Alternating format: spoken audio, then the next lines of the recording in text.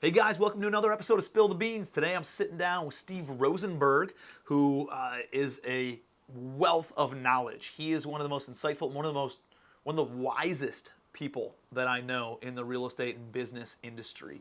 And Steve and I met, I think, on his podcast. He was doing some stuff with Bigger Pockets, and he's a full-time pilot and does a whole bunch of real estate stuff on a part-time basis, but like a lot and big stuff. He just loves being a pilot, so he never stopped doing that. And he does a ton of mentorship, a ton of consulting for businesses on scaling and multiplying their growth, not just in the real estate side of things, but actually more so for trades businesses, in construction and the trades and things along those lines, on how to take a blue-collar business and take it from doing a few $100,000s a year into millions of dollars a year, or from doing millions of dollars a year into doing tens of millions of dollars a year in business. So he's got a wealth of knowledge on how to scale, on how to grow, on how to put systems and processes in place, and we're going to dive into all of it in this episode of Spill the Beans.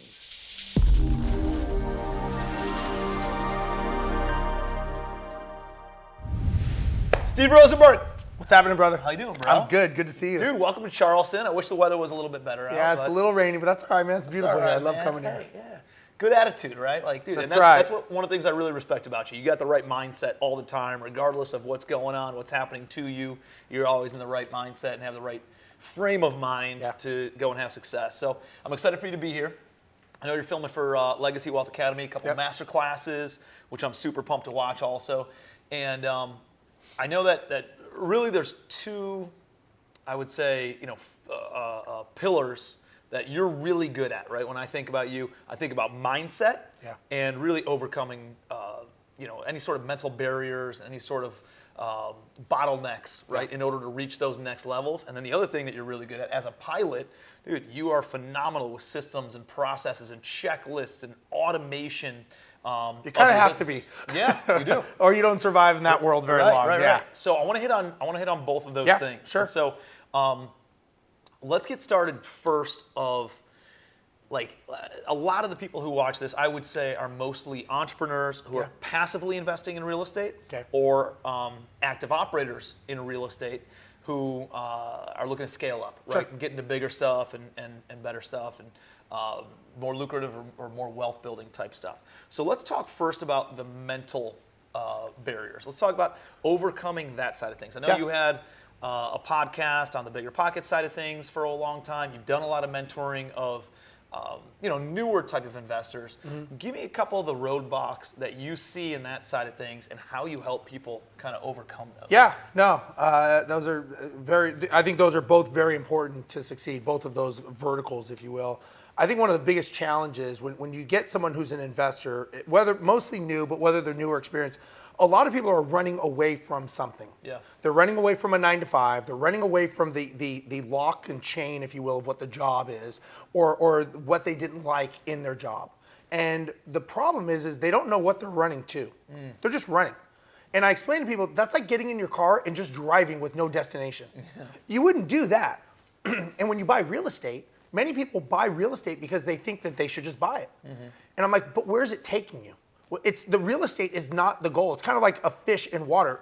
The journey, they're on a journey. We're all on a journey. People think that buying 4 walls and a roof, or for you, 4,000 walls and roofs, people think that that's it. But it's like, no, that is what gets you to where you want to go. And so a lot of people don't understand that you've got to find the end destination of what you want, and then you get the real estate to make that happen. And so they don't understand that. They think that, it's like driving on the freeway. They think the freeway is the goal. No, it's where the freeway takes you. Dude, it's a scary question, though. Like, when you sit down and you ask somebody, like, what do you want? Well, I want to be rich. Why? Yeah. Well, I want to be able to buy this. Why? Dude, when you get 3, 4, 5, 6 levels down of why, things start getting very, very real. Well, and if you ask that question, and I ask that a lot, everybody will tell me what they don't want. I don't want to be told what to do. I don't want this. And so I'll sit there and listen to them. And you done? Yeah, I'm done. I'm like, now, let me go back to my question, because my question was, what do you want? You didn't tell me what you didn't. You're telling me everything you don't want. And what happens? Well, your filter, your RAS, is going to take you right back to what you're avoiding. So you don't want to be miserable. You don't want to be controlled. You don't want this. So now you buy something, or maybe it's a piece of real estate or something, and guess what you get? You get exactly what you were running away from, because that's what you focused on. Yeah. So it's one of those things. You've got to know what you want. So going back to your question, with a lot of real estate investors, I tell them sometimes you have to slow down to speed up. You know, a lot of people, they think they want freedom. That's the word everyone uses. That's that catchphrase. And I tell people, well, you could sell all your shit right now and go live in your car, and you'll have all the freedom in the world. But what you don't get is the memories. You're not going to like the memory that freedom creates. Real estate gives you the ability to have the freedom and create better memories. You know, you being able to buy an island and taking your family there and doing things, those are memories, right? Going to Greece and having dinner on the Mediterranean at sunset, knowing that my real estate paid for that, that's the memory. So I tell people, you're not buying freedom, you're actually buying memories. Figure out what memories you want and then reverse engineer it. Dude, that's powerful, man. That's really powerful. And so what kind of exercise would you have them do? Is it like here's a bucket list of things that you want to accomplish, bucket list of things you want to own, bucket list of places you want to visit, but like, as you're talking about that, I'm thinking, when I look at my bucket list, there's a handful of things I want to own. Right. But I don't know, I'd say 85% are actual activities that create those memories. Yes. Now that, like, I didn't even realize that was the awareness until you said that. Like, that's what I really want to create is those memories. Yeah, and so what I tell people is, you know, it's okay not to know. Everybody thinks they need to know the answer. Look, it's okay not to know the answer, and that answer can change. It's going to change. Because as you evolve, you are going to, you know, the people that we are today are not going to be the people that you and I are in 5 years, right? And you're either getting better or you're getting worse every single day. And so I tell people, you know, it's okay being who you are today. There's nothing wrong with that. But when I ask people about what they want, and a lot of people think it's money, which we both know it's not. It's not the amount of money in our banks. Nope. It has nothing to do with that. And I had one of my mentors told me one time, he said, Steve, you're going to be very successful. He goes, and you're going to buy nice houses and cars and have all the toys. And he goes, and then you're going to buy nicer houses and nicer cars and all the toys. He goes, all that gets old. And that he was one who told me, he said, create memories. He said, so slow down and think of the memories that you want first. And so what I get people to do is I think of things as three things: health, wealth, and relationships, okay? So I'm always thinking, how does that balance? It's like a three-legged stool. It's like this stool right here. If one of these legs isn't here, the table's gonna fall. Right. So look, we know people that are rich and they are miserable fucking people. Horrible. You don't wanna be around them. They got all the money. Or there's people that are the nicest people in the world, but they die of a heart attack. But they're happy, but they're not, I don't like the word balance. I'm not a person, oh, let's be balanced. I think you need to be focused and intentional. You know, like me flying an airplane. When I'm flying a plane, you don't want me thinking about real estate. You want me landing an airplane, right? When you're doing a deal and you're underwriting something, you don't want to be doing other shit and, you know, playing around. It's like, no, dude, do your thing, do your job. So I think it's important to understand what we're good at and what we're not good at. And a lot of times we think, and this kind of goes a little into the business mindset, but a lot of times we think that we have to be good at everything. You know, there's things that I suck at doing, but I created a multi-million-dollar business. I don't know anything about accounting. It's not my skill set. You leverage it, right? You leverage people's time, money, education. You know, there's so many things that you can outsource and leverage. I think a lot of people don't understand, you know, they get that imposter syndrome. And they really don't know what it is that they're good at, and they think they should be good at everything. I want to take down a big deal. I don't need Tim. I'm like, why? Let Tim do it. Why would I do all the work when I can make one phone call and I'm done? That's called leverage. And so I don't think people understand that power. Yeah, and I'd love to, I think that's a great segue of, all right, now that I know what I want, now how do I go out and get it? You know, there's a lot of different ways to get down the road, right? A lot of different vehicles that you can take. And dude, sometimes I mean, you've met a lot of people who are very smart people who can get to the destination very quickly. A lot of times it's the vehicle though, right? Yeah. Like for me, as soon as I saw commercial real estate, it was like a Ferrari compared to a Ford Pinto. You know? Like I know that I can get there. Now the jockey matters a little bit if you're in the same, or if you have the same horse or the same vehicle, then I guess that can play a role into who's gonna get there faster. But I like commercial real estate, for instance. So, all right, if I figure out what the vehicle is now, and there's a lot of people who have different businesses that you coach, and you know, construction businesses and consulting businesses, and there's a lot of different ways to skin a cat and build a lot of wealth. How do you go from making $1 million and figuring out, not making $1 million, but doing $1 million in revenue, and realizing, hey, I got something here, right? It's Right. making some money. How do I go to the next level? Right. Right? Like, what is the next level that you got to get to? And then how do you go to the next level after that? Well, I don't think it's one thing. I think it's a combination of things. And the first thing is again, one of the things I ask people when I coach them, the first things I ask them, if they come to my mastermind or I'm working with them, is what's the sale date? What's the sale date of your business? Because number one, the definition of a business as I was taught, and this is the same for real estate or anything, is it's a commercial, profitable enterprise that runs without you and it has a sale date. So if we break down that sentence, a commercial, profitable enterprise is very simply something that makes money, right? If we broke down that runs without you is something that's running on systems, procedures, and structure. The reason you have to have a sale date is because if Tim has to be anywhere involved in this operation, it's not a saleable asset. Right. So it's a job. No, you're buying the person. I don't want to buy You're Tim. not- yeah. I want to buy Tim's system. Right. So you have to create it with the end date in mind, and then you have to reverse engineer it and work it backwards. Yep. So people are like, oh, I never, many people start a business, and I go, what date are you selling it? They're like, well, I just started it. I'm like, yeah, I know, but you've got to have that end date because then you reverse engineer it and work it backwards. So going back to your question, the way that people can start doing this is they've got to figure out what is that end date, and they've got to be able to understand what is the focus and finish. It's got to be clear. Then you got to start understanding what am I good at and what do I suck at? What am I just not good at? So hold up real quick. Before you, and I want to dive into that heavy, before you figure out, hey, I could sell it a month from now for $100, Right. or I can sell it a year from now for $200,000, or I can sell it 20 years from now for $200 million. How does that play a part too? Well, I think it plays a part into what that person's, what is their memories they want to buy? What are their goals? Like I'm a big believer that once you build a business and that creates revenue without you having to be there, I'm a big believer, take that revenue and go buy real estate assets with it, right? So, but it depends. Some people say, you know what, I'm good with $5 million a year in cash flow. I don't need any more. Some people say that's not enough. Some people are good with 1,000. There's no end. And the problem is, with social media, and everything else, we think that we have to be competing with these people that don't even really exist, which you and I know. Yep. So I think the challenge is that you have to do what's right for Tim. I have to do what's right for Steve. Now, one of the things I do, circling back to this, is whenever I coach people, if they have a spouse or if they have a business partner, I do an alignment meeting with the wives. And so if you and I were in partnerships and we were both married, I would say, we're having an alignment meeting and both bring your wives. And we're going to sit down and we're going to create a board of directors. And we're going to start talking about, okay, what is the roles? What is Tim doing? What am I doing? What is the amount of money that's going into this business? What's the time commitment? Who's good at, let's pull out the org chart and let's all look at it. Because the biggest challenge in business partnerships and marriages is it's the exterior forces. And they're not in the loop. And so I tell the people like because Tim goes home and he's like, God damn, Steve is fucking this and that. God, and that's all they hear. Oh, that's all they hear. Remember, and that's she's all like, they just get rid of the business, get out of it. You're like, no, I like Steve, and you're like, so I tell him, I'm like, look, let's throw it all on the table, right? Let's put everything out there so that we are clear. Let's say Tim is the writing the check. Okay, Steve, so you understand. You are in charge of everything.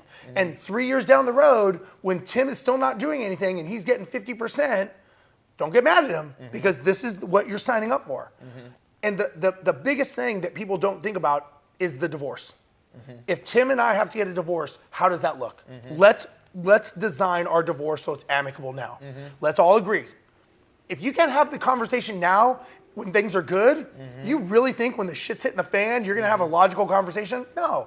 So do it all now. So the first thing is you gotta get your partners on board and the spouses on board, anyone who's a stakeholder. And I recommend doing a monthly or quarterly board of directors meeting where you sit down with the wives, you go to a neutral place, you sit down with the wives and you go over the P&L, the balance sheet, the forecast, review the goal for the business. Are we on track or off track for our goals? So you're running it as a business. What if the wife doesn't want anything to do with it? You handle it. I don't want to be in She doesn't have to be involved in it, but she should be in the meeting. And I tell them, look, you don't have to do anything else. Just go there and appease them. But and the biggest thing is when you guys have a conversation, husband and wife, all of a sudden they start talking about shit at nighttime, and then it bleeds into family life. I tell them, if you want to keep it simple, have a notebook called BOD, board of directors. Whenever you're thinking of something, write it in the book. And when you start talking about it, just say, you know what, let's talk about it at the meeting.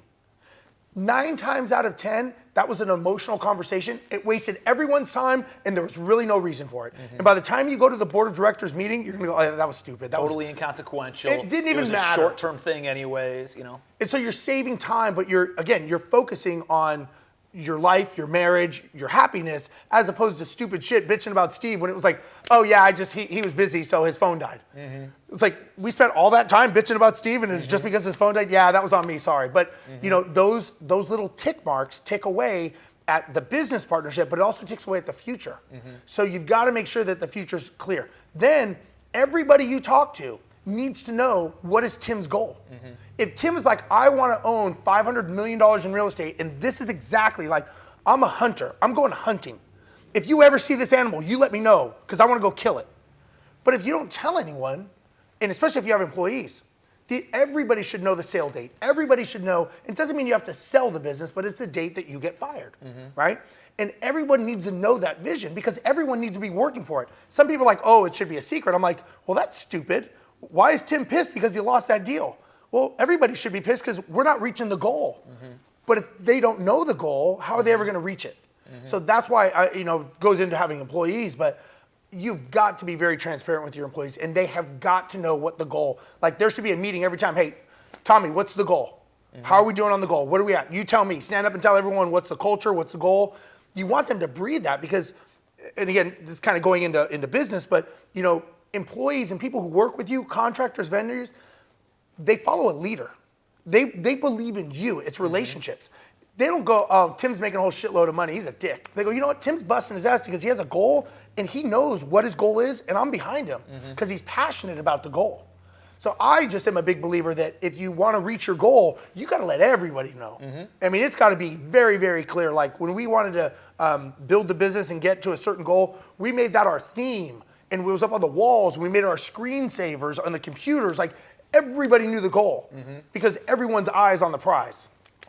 Dude, you get the buy-in from it, right? You get the buy-in. It's the number one complaint from employees is like, where are we going? Like, what are we doing? What's the purpose of this? And when you set those, those benchmarks, and you set those check stops, whatever it is, and they have something to lean towards and something to reach for, and something like, hey, and you're getting all these different check marks along the lines of, dude, it gives them something to aspire direction. toward, Yeah, I mean, look, people don't leave a job because of pay. 68% of people, checkpoints, you got it.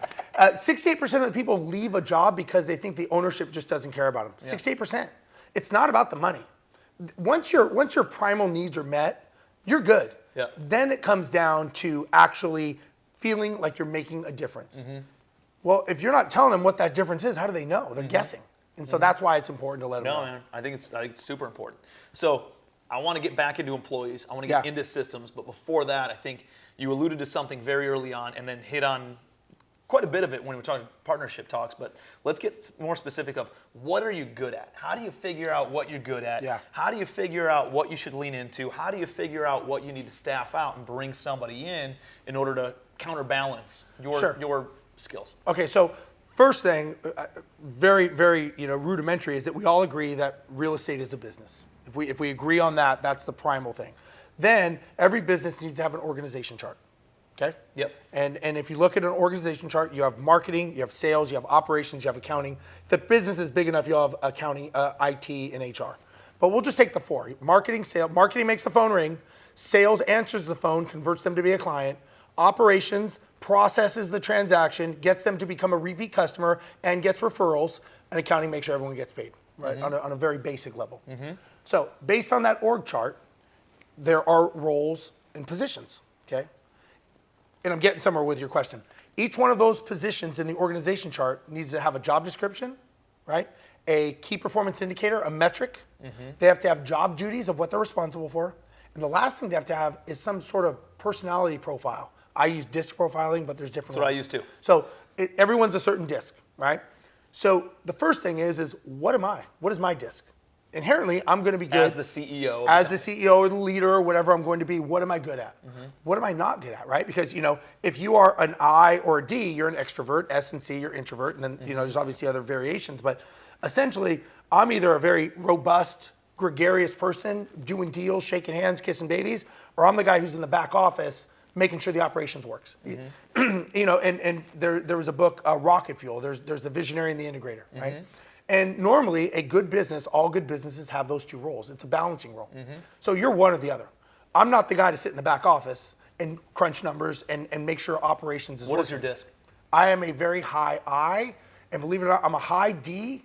I'm an ID, and I have a lot of C in me from the airline. I mean, obviously you do, and that's why I'm asking, because Yeah. you're like, listen, I'm not the guy who sits in the back and crunches numbers, but like you kind of are, right? You have to be very detail oriented in order to be a pilot, Yeah. and focus on checklists and Yeah. systems and processes and everything. So, but I think it also depends on what situation are you in. Exactly. Right? Like in social settings, I'm high I. Yes. In business, I'm high D. Yeah. You know? Yep. So going back to your question, if you know what you're good at, just out of the gate, you know, if you are good at sales, you're probably not the accounting person. So one of the first things I do from the start is I have people do a 2-week time study, and it's very specific in what I have them do. It's 2 weeks, their whole day. And what I want them to do is they have to write it down. I don't want it typed. I want it written down on a piece of paper like fucking normal people. Yep. Write on a piece of paper and the whole day. I don't care what you're doing. I just want it documented. At the end of that, they're going to take their day and they're going to totalize 4 hours on the phone, 3 hours answering email, whatever, don't care. I just need to see some totals. And then the last thing they do is they have to give me an executive summary. Just tell me how your day went. Tell me how it went. Good, bad, were you productive? In 1 week, they will start telling me where they see their deficiencies. Week 2 is us figuring out, okay, now we take those days, because it's a 2-week study, and I say, okay, either put an L next to it, meaning it's a low income activity, or put an H next to it, meaning it's a high income activity. About 97% is low income activity shit that you shouldn't be doing. Not even, forget working on the business. They're not even really doing anything with the business. They're just doing stupid shit. So I'm like, okay, the first thing we got to do is we got to automate, systemize, and outsource these low level tasks, because it's hindering you from doing what you're good at. What are you good at? Well, it depends on your disc, depends what you like to do. But that's how we start the process. So, dude, I do almost the exact same thing. Do you? Yeah, every 15 minutes, write down what you did all day, every single day, and then for an entire week. And then afterwards, they either put a $sign, does it make money, or a 0, does it not make money? Right. So Yeah. HL, pretty much the same thing. But then this is what I do. Like, in order to figure out what do you like doing, you put a smiley face or a frowny face next to it also. Very simple. Dude, and it's so simple. It's like, hey, this is the stuff I actually enjoy doing. This is what Right. stuff I like doing. This is stuff I want to be doing. Yep. And anything, if it's got a $sign and it's got a smiley face, you need to be doing that. Makes sense. And you can staff out everything that has a 0. 100%, 100%. And people just don't understand, how do I say this nicely? Well, I won't. You're not as important as you think you are. No, for sure. You know, a lot of people, excuse me. We all think that nothing moves unless we move, right? Yeah. No, you're usually the bottleneck. You're usually the one getting You're the in the reason way. shit's not working. I tell people all the Yeah. time, if shit's not working, you look to yourself and you're Yeah. probably the reason it's not going well. Yeah. If you can remove yourself from those situations, you know, you're not as important as you think. You're not as good as you think. Other people can do it better than you. Just because you came up with the idea doesn't mean you own it and you have the patent to doing it. It's like, you know, and so I think as business owners, we all learn to get that slap in the face when they go, hey, you know what? You need to stop doing this because you suck at it. You know, I know you created the business, but you're suck at doing this. So I think that's how you start understanding what you're good at. And it's not like ripping off the Band-Aid. You're surgically going in and analyzing the data. So I am a big believer, everything in business is data and numbers. It's not gut feelings, it's not emotions, you know, it's a system. Data, not drama. Yeah, 100%.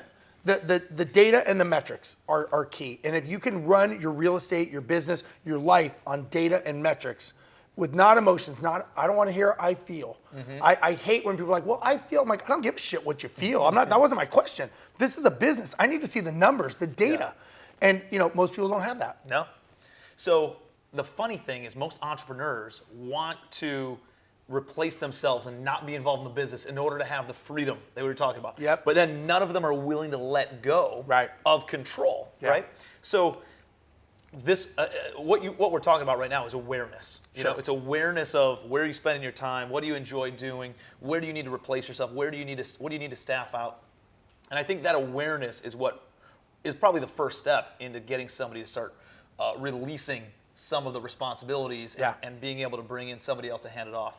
How else do you create that awareness? I mean, it's essentially putting metrics in place for each one of these job descriptions. Yeah, it's creating that and getting people around you that are going to tell you the truth. You know, the people that you probably were around when you started your business should not be the people you're with. It's sad to say, but you know, not everybody wants to see you succeed.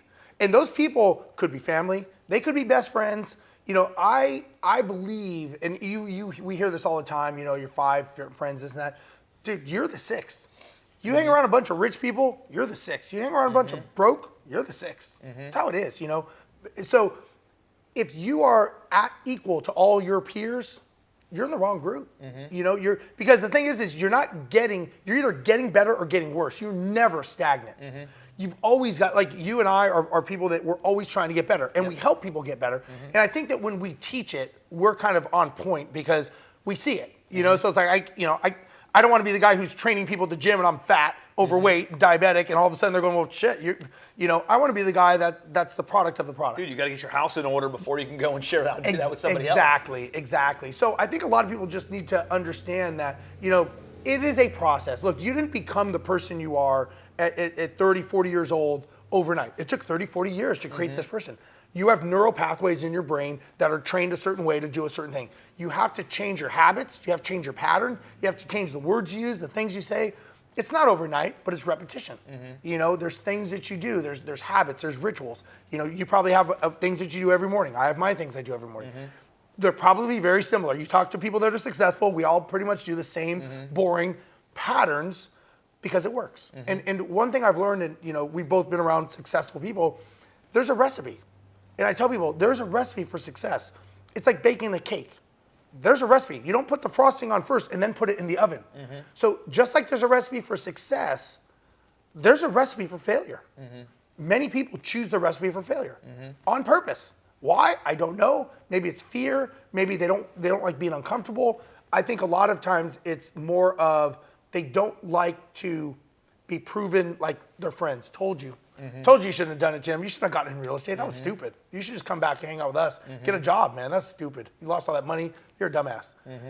That, you know, because they don't want that. And so I think there's many analogies and reasons, and we probably both know, but I think what people need to learn is they've got to make sure, and just kind of going back to the beginning, is you've got to start with that end goal. It's got to have that why, and you have to be okay being selfless. I tell people all the time, you know, I think entrepreneurs are selfish people. And I say it very respectfully, but real estate investors, entrepreneurs, they go to a conference, right? They go to Tim Bratz conference and they learn all this stuff.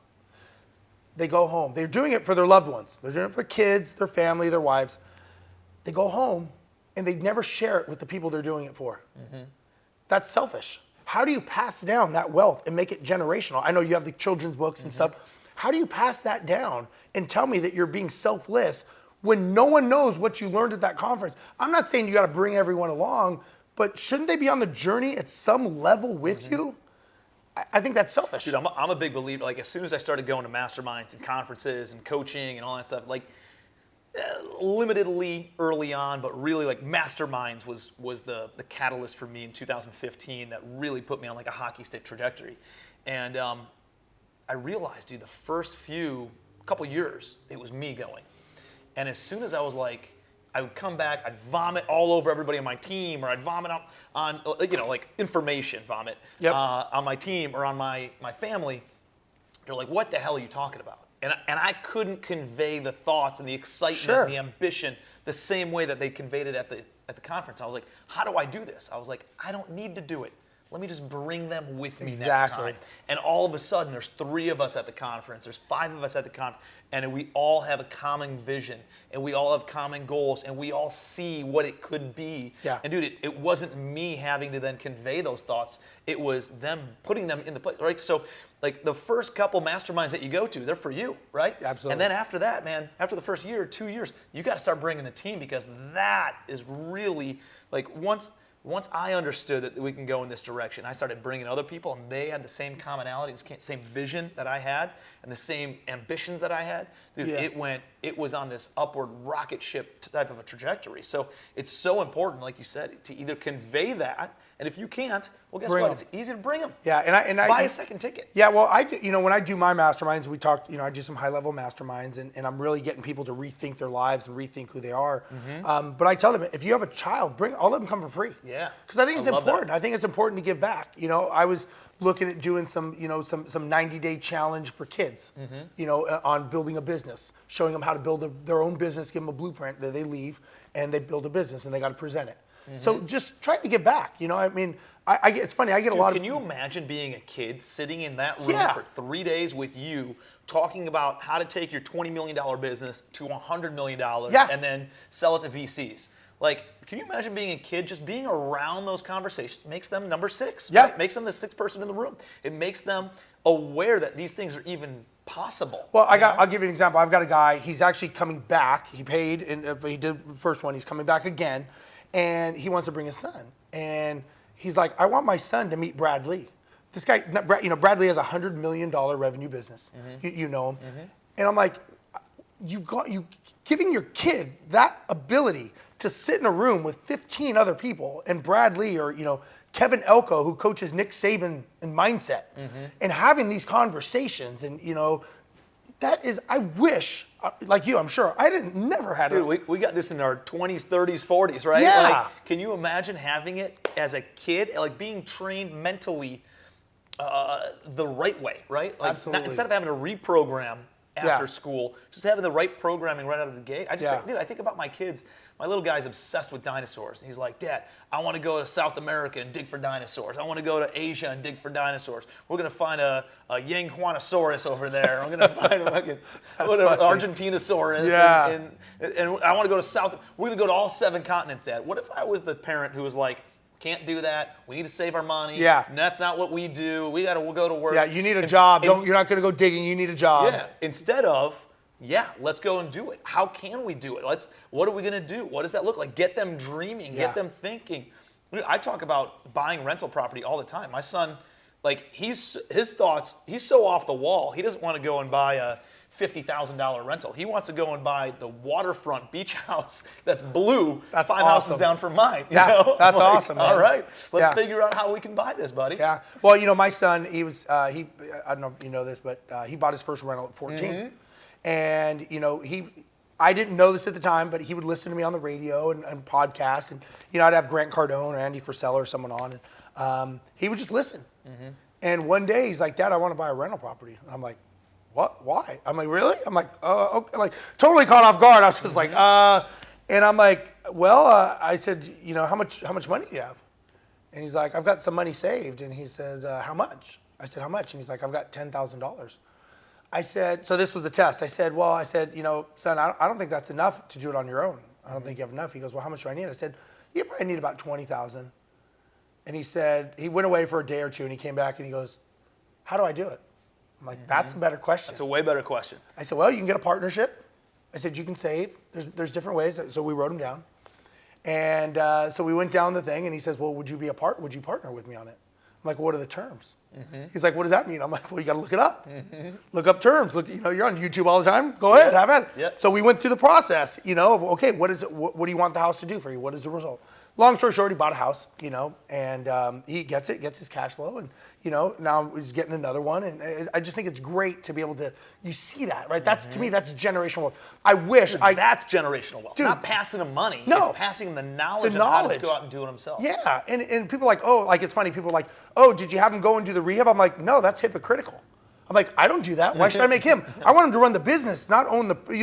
Like I don't go do that. Oh, son, go. Chop wood. Oh, I got to buy a saw, I guess. I don't own one of those. Yep. I'm like, no, I want him to run the numbers. I want him to understand the financial side of it. Well, you want him to get paid like a carpenter gets paid, or you want him to get paid like a landscaper gets paid? Exactly. You want him to get paid how an owner gets paid? Exactly. The owner makes the most money, can develop the most wealth, can make the biggest impact. You know, so Absolutely. like that's the role that you want them to take. Yeah, it's funny. So he was in high school, and he had this teacher talking about assets and liabilities, economics teacher, and he's talking about how a house is a liability. And my son says, well, he goes, not, I mean, he's like, not all of them. And he's like, yeah, they all are. And he's like, no, I have one that's, he goes, a rental property. And so he starts going to the story, and my son's like, I own a rental property. He's like, oh, you mean your family does? He's like, no, I own one. And so they go into this conversation, and now the teacher's like asking, like keeping him behind school, asking him like, well, how did you do this? Yeah, I want to buy a rental. Yeah, he's like, I don't even own a rental property. Yeah. It's again, it's pushing yourself past those self-limiting beliefs, the identity, imposter syndrome, like we all have. And look, like I said, I think we're all on a journey, and everything we talk about there's a time and place for everything, right? And I think that a lot of people, they get this flood of information and they don't know where to start. I get a lot of people that are like, I think I'm going to go to multifamily. I love this conversation. They're like, hey, Steve, I think I'm going to start doing multifamily. I'm like, okay. I'm like, what's the reason? I just think there's more money. I'm like, well, there's more money to be made. There's more money to lose. There's more money everywhere. But I'm like, what's the reason? Like, what's the goal? What do you accomplish by doing? And they don't know. Yeah. And I'm like, that's, I'm sure you hear that all the time. People bring, hey, I want 1,000 doors. Why? Yeah. Because I can make this much money. I was like, have you ever owned that many doors? Do you know how much money a door kicks off? Do you let's quantify what this allows you to do rather than just pounding your chest saying you own this many doors. Exactly.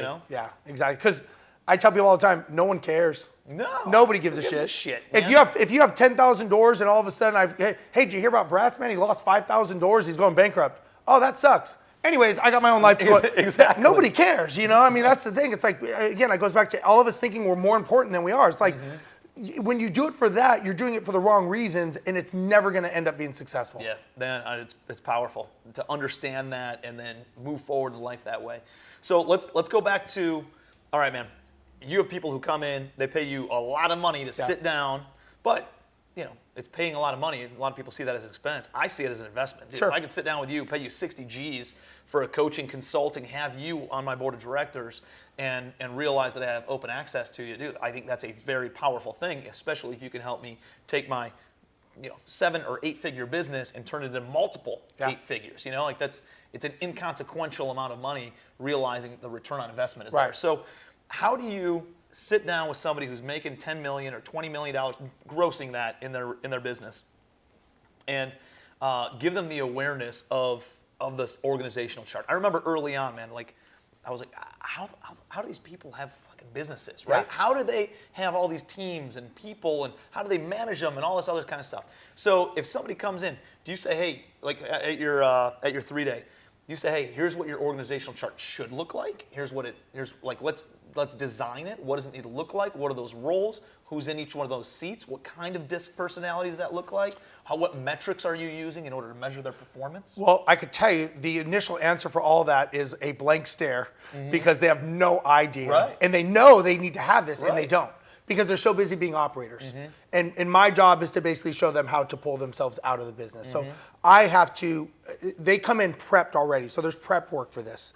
And when they come in, they have to come in with what they have, right? Whatever they have, which I get. So do you tell them, hey, draw out your org chart, and then they just say, oh yeah.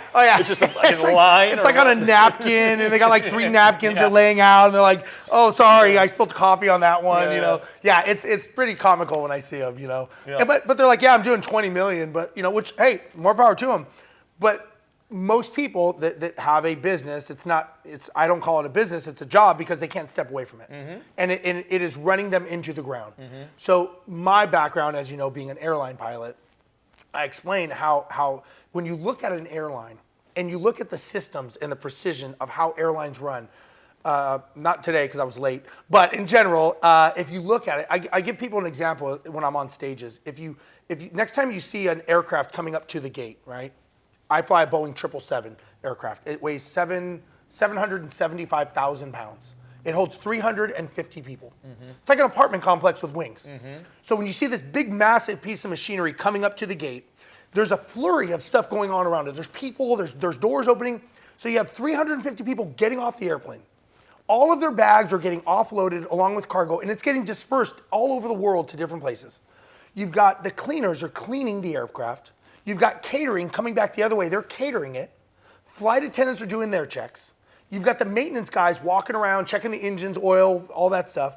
We pilots, we're up in front. We're doing all of our checks. We're checking everything, weather, wow. They hook up these fuel valves to this thing. Now this plane will hold 230,000 pounds of fuel. It takes an hour to fuel this thing, okay? People get back on the aircraft, all of their bags are loaded, and within 1 hour, this thing pushes back, and not one of us has had to talk to anyone to do our job. Think about that. Now, I can be in Sydney, Australia, London, England, Tokyo, LA. It doesn't matter. 24 hours a day, this system is running. That is the perfect system. If you could get your business to run that way, I mean, you think about that. So my question to people is, could I step, and now here's the other thing.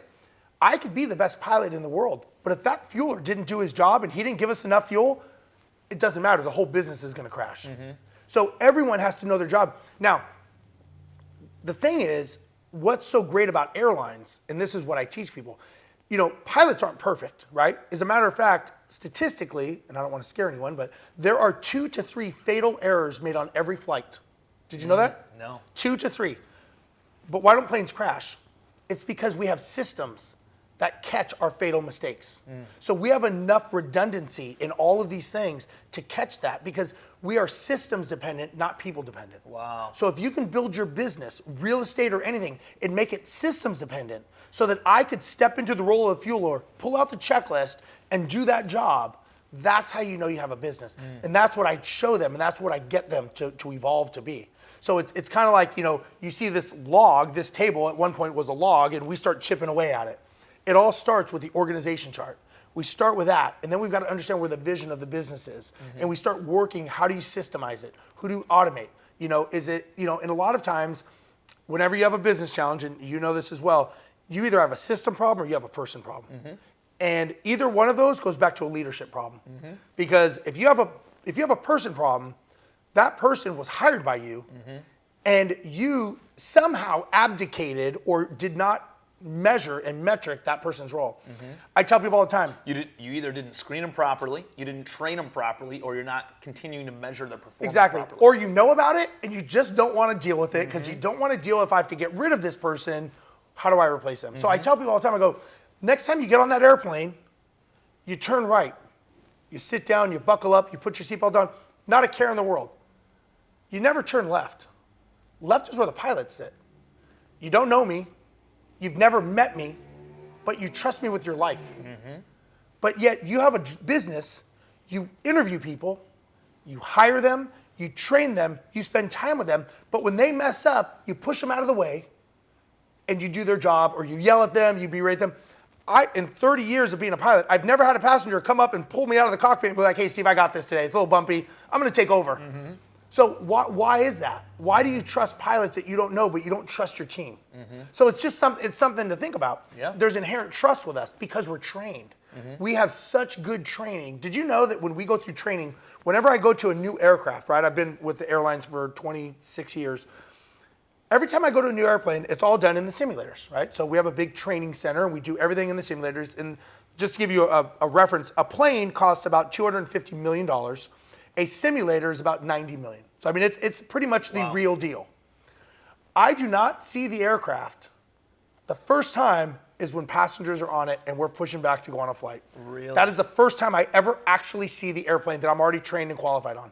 Wow. That's how good our training is. So I tell people, if your training was that good, you wouldn't worry about getting rid of that person or disciplining them or retraining them because you have a training system. So a lot of times there's 3 things that So how does a small business, how they don't have the resources in order to do that? So like sometimes you got to hire somebody and train them on the go kind of a thing. Like how do you? You just have to refine it as you go. You have to document it, right? Many people don't have the documentation. You document it as you go. It's kind of like building the plane in the air as you're flying. You've got to make sure that you're documenting it. Look, something is better than nothing. The good news is nothing's life-threatening, right? Exactly. In most of what we're doing. Yeah. So you're like, hey, if we go and mess it up, and I think that a big part of it is like you got to give them the opportunity to learn and kind of mess it up and say, hey, let's document that.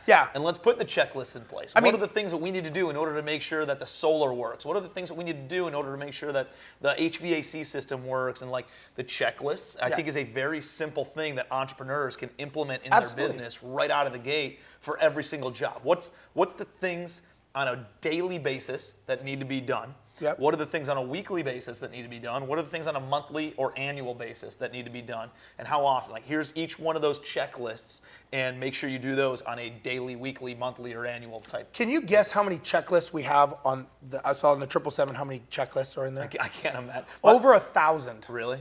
So think about it. I don't have them memorized, but we don't do anything until we pull out a checklist. I've been 26 years. Still, everybody, it's checklists, it's strict adherence to the checklist. Like, it's not like, oh, we're just gonna do it. No. You pull out the checklist, that's what you do. So, but if you got that into your business, like you said, all of a sudden you get a new deal. Okay, pull out the checklist. This is a new deal checklist. Everything's done, right? And there's no mistakes. And checklists change all the time, right? What gets measured today, that's a problem. Maybe maintenance is a big issue with this complex. You fix the problem, maybe it doesn't need to be as metric now. Yep. So I tell people, when you're running your business, just going off of metrics, each department, so this is one thing that we create in the 3-day, is we create, okay, what metrics do we need in your business to know? Like, if I go to any sporting arena in the world and I look at the scoreboard, I can tell who's winning, I can tell who's losing, I can tell what the score's left. I don't have to know what game is being played. So my question is could I go into your business and look at your scorecard? Most people don't have that. Okay, well then take each department, marketing, sales, operations, accounting, let's put some scores on there, 3 to 5 maximum, and let's put some metrics. Shit, throw it against the wall. We don't know. How many maintenance tickets should we have for this complex? Okay, we think we're gonna have 300. Okay, are we above, below the line? Start doing something. And what's on fire in the business? What is something that is out of control that you have got to fix? That's first and foremost in the metrics. Yep, dude, it's so powerful. And the metric, it quantifies and then again removes all the emotions. Yeah. It removes all the drama. It's like, listen, well, you can't get somebody else to go and do this job. Hey, let's just sit down. Like, I'm not saying that you're not qualified or you're not doing this. All I'm saying is the goal was to hit 5 this week, and you did 2. Yeah. Like, all I'm asking is what went wrong? Why didn't we hit that 5? Yeah. What does that look like? And it removes all of it. And if that person continuously doesn't hit 5, after 4 or 6 weeks, guess what? You don't even have to fire them. They want to fire themselves because they're continuously not hitting the goals. So like, dude, I'm a sissy when it comes to firing people. I hate doing it. I want it more for my team than they even want for themselves sometimes, And so if I have to let somebody go, it just ruins me for 2 weeks kind of a thing, But if you have metrics in place and they're not doing their job, they're not performing the way that they're supposed to, and this is jointly agreed upon that these are the roles, these are the metrics, this is the KPIs, the key performance indicators, and they don't hit it, eventually you say, hey, what are we going to do about this? And they're like, well, I guess I'm just not fit out for the job. I think I should roll out, right? And it makes your job a lot easier, your life a lot easier, because you're not emotionally tied to that, and it's all data driven. And so real quick, what I profess is I make them color. They're either red or green. So I don't care about green because they're hitting the number. If it's red, we're looking at red. Yeah. So then what I have them do is when they have the meetings with their team is when they present the KPIs, they have to do an executive summary of why do you think it's red and what could you do to improve it? So now they're taking ownership. I don't want them coming in and I'm just going why. I want them to come in with an answer. If you don't have an answer, don't fucking come to the meeting. Right. You know what I mean? Like I don't want to hear you bitching. Yep. Like either fix it, but come to me with a solution. Because I don't need somebody just sitting there, filling something out. It's like I don't need more problems brought to me. Exactly. If you bring me a problem, bring me 3 solutions, possible solutions, and let's weigh them out. And whichever one you think is best, like I want people who can make decisions, who can problem solve and are resourceful enough on their own, where they're not always relying on you as the CEO. And that's part of the culture. Right. That you instill in the business, Great and that's point. the goal, and that's that's being transparent with what you're doing so that everyone knows. Yeah, man, it's powerful stuff. Yeah. So once you understand where you're spending your time and what you're good at and what you're not good at, and then you have that organizational chart in place, and you understand what this role needs to look like. You can bring and have new people interview, have them take a disc profile, make sure that they are going to be a good fit, and high I for a sales role, and high C or S for more of a supportive type role or analytical role, and make sure that you have the right people in the right seats. Because I've seen a lot of businesses, man, where you got the right person, just not in the right seat. Yeah. And making sure that that's done properly is really important. If they're moved into this role, they're a rock star. If they're moved into a role that's more draining for them, then they're not going to perform at the level that they Well, probably and could. and again, a lot of that comes from my airline background and my business partner as well. But we got so good at this that we got very, very good with virtual assistants. So 60% of my company was outsourced to Mexico because we understood right person, right seat. I think we had over 23 employees in Mexico. And so when we were approached by a venture capital firm, they were like, how are you guys doing this? Like, how are you guys so productive with such low overhead? And so we showed them.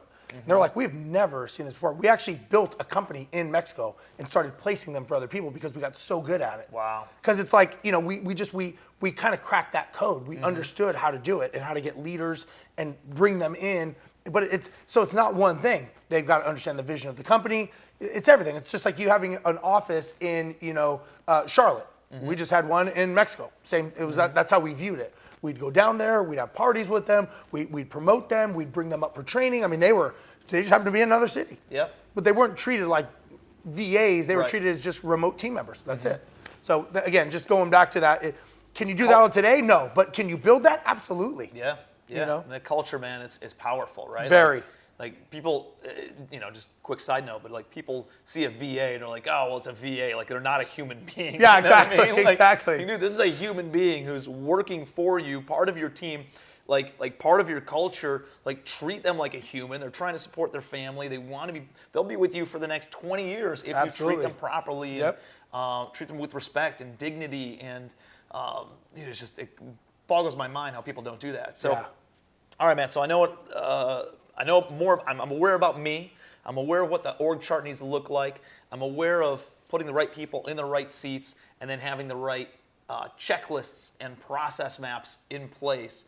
And then how do you just turn it up?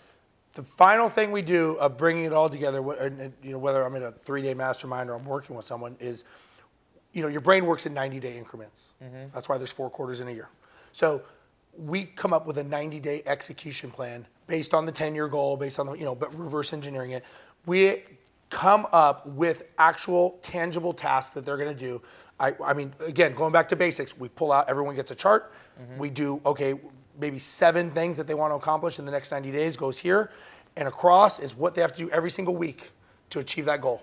And we got to make it fit in 12 weeks. And you kind of alluded to this, but you said what they have to do to achieve the goal. So you're not measuring the achievement of the goal, you're measuring the tasks that lead Correct. to the goal being achieved. It's a culmination of a bunch of steps. Right. So I'm showing it and I'm actually putting it on paper. Because a lot of people are like, dude, I want to close 10 deals this month. Right. Well, dude, closing 10 deals that's the goal. It's not the activity Exactly. that you have to do on a daily basis. 100%. How many offers did you make, Yep. right? And then once you know how many offers you make, then some of them are going to fall out during due diligence. Some of them are going to fall out from title issues. Some of them, the money isn't raised or the lender won't lend on or something. There's a lot of things that can go wrong of why a deal doesn't close. But if you measure the activity that you can control, which is how many offers you make, then a ratio will appear of how many deals close. And then you can actually very predictably quantify how many deals you can close every single month based on knowing what that ratio is. Yeah, 100%. And so it's, again, they leave with some actionable items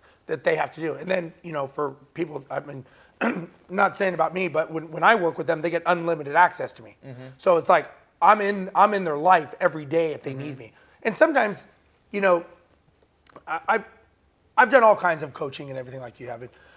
I don't think that if I'm building a business and I have things that are going, shit sideways Monday morning, and I go, hey, sorry, Tim, our scheduled call is Thursday at 8 p.m. You got to call me then. I don't need you then. I need you right now. Yep. I got to pick up the fucking phone. I need to talk to you. So because businesses are so fluid, I think it's important that you have someone that you could talk to right now. Yeah. And maybe we don't need to spend an hour. Maybe it's a 5-minute call. Hey, man, what would you do? What do I do? Should I buy it or not buy it? What should I pass? This is going on. It's simple. It's relationship. Yep. And if you can give people that ability, I think that's way, way better. And then so many people want to protect their time, but they don't know how to do that correctly, So that's another conversation. No, man, I love it. I love it. The amount of support, knowing that support's there is like... It's huge. Yeah. I mean, It's just huge. knowing it's there gives you a safety net and a level of confidence in order to pursue new, bigger, more ambitious goals, And then being able to utilize it when it is needed. I mean, just it gives you those quantum leaps forward even greater than a scheduled call or a scheduled event or something along those lines. 100%. question regarding and I know the assumptions that I'm making in my head, but when you say, hey, the goal is to sell in 10 years, and then we reverse engineer it, you're just saying, hey, if we want to sell it for $20 million in 10 years from now, then that means we have to grow our sales by $2 million a year, or whatever it ends up being. So that means in year one, you got to do $2 million, right. and in this quarter, we got to do $500,000, and then in this month, we got to do. And it's normally not linear. Normally there's and that's what I was the hockey ask. stick. Yeah. Do you allow Absolutely. some sort of a compound effect that sets in? We're like, hey, in year one, dude, if we can get to $1 million in revenue, look, we're in a good spot right now. Year two, let's get to 2 or 3 million. Exactly. Year three, we'll jump to 10, 15, and then 20. And sometimes year one, you're negative. Yeah. Sometimes year one, you're not doing anything. You're investing in systems, the business, yourself. So you can forecast it, right? And you forecast the dip, and you know that that's possible. And again, it's just, you got to have something to go off of, right? Yeah. And again, when I tell people too that you're going to sell it, and again, I tell people, it doesn't mean you have to sell it, but it is an option because you put a date on it. Because if you don't put a date on it, it's just a dream. Yeah. And it goes in that someday calendar that no one ever sees and it never happens. Like someday, I tell people like, so what do you want to do with your business? Someday I want to sell it. I'm like, what the fuck does that mean? Pick a day, man. Pick a lane. So. No, man, I think it's powerful. Yeah. No, I think I'm super pumped up to check out your masterclass on Legacy Wealth Academy, both of them. Yeah. Right. I know you got the one on real estate and mindset and scaling, and then the one on systems and procedures and operations. I think that's really going to be mind blowing for people who they're doing $1 million, they're doing $5 million, they're doing $10 million, and they really want to start scaling up now. Everybody always hits that glass ceiling at some point. I don't.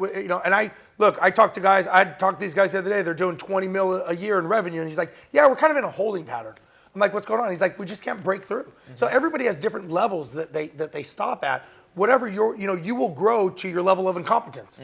That's just how we all do, right? So you need somebody to come in and kick it to the next level, and that's what I do. Yeah.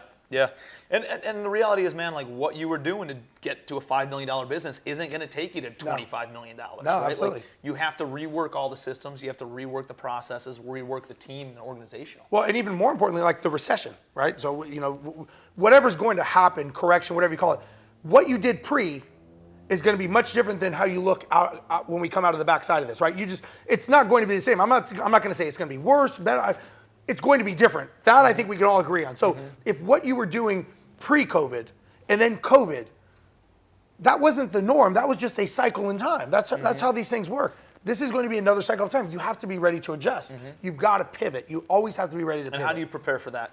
Well, I think you got to look at data. You got to make sure that you're making smart decisions with your business. You're not making emotional, right? The numbers are telling you something. Yep.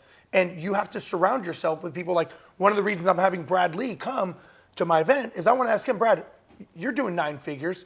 How do you adjust? Do you buy more marketing? Do you peel that back? Do you lean out the staff? Because Brad was like, I'm excited about the recession. He's like, I'm going to make more money. He's like, because all of my competitors are going to go off the grid, and I'm going to be standing here. So he's got a business. He's not unaffected. I want to know, how do you think about that? So I just want to get different perspectives of people that go like, wow, I never thought about it that way. So some people may go like, oh, I got to tuck tail and run. I got to just hold what I got. He may be going, you got to run into that fire. Dude, and that's the importance of putting the right people into your circle of influence, right? And not reading what the media puts out there, what the news puts out, because they get paid for the most negative headlines possible, because that gets the most clicks, it gets 100%. The most opens, it gets the most website visits. The negative shit is what they're always going to be promoting, because that's what gets them paid. Yep. Right? It's and guys like us, man, we got to keep on putting ourselves in rooms with people who are going to keep us sharp, keep us data driven, keep us analytical, keep us non-emotional, and understand, where are things working, where are things not working, how do we pivot, how do we get rid of things that aren't working, how do we amplify things that are working, and continue taking things to the next level, man. Yeah, 100%, brother, 100%. Yeah, well, I'm excited. Appreciate you being here, bro. My pleasure. Thank you, man. Always a great conversation with you. Yeah, for sure. Thanks for having me, man.